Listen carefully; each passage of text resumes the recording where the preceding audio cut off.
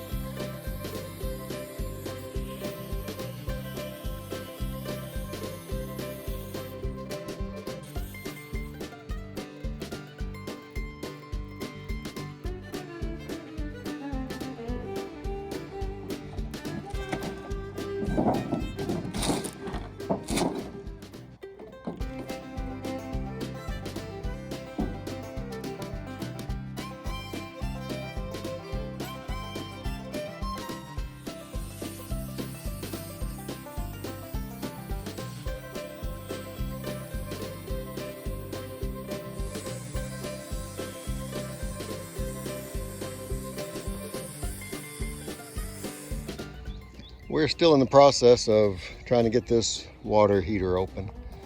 You can see here around the fittings for the water lines, there's a lot of corrosion, and they obviously were leaking. That's something you need to keep an eye on your own water heater. If you start seeing rust or corrosion building up, then something you need to take care of before your water heater starts leaking. You can see that this one is in really bad shape. A lot of rust and corrosion all over the top.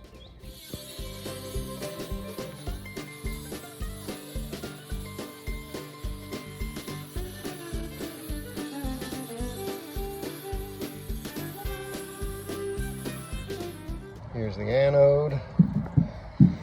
This is the water inlet. And this here, where my finger is where the hot water goes out. But you can see all the buildup down here in the bottom of the water heater. And this is a heating element, and this is a heating element. You see a lot of corrosion on those. One last thing I wanted to show you is how clean the interior of this tank is. They use some type of coating which prevents anything from building up on the surface of this tank. And all the sediment, as you can see, is settled to the bottom. But the tank itself is very clean.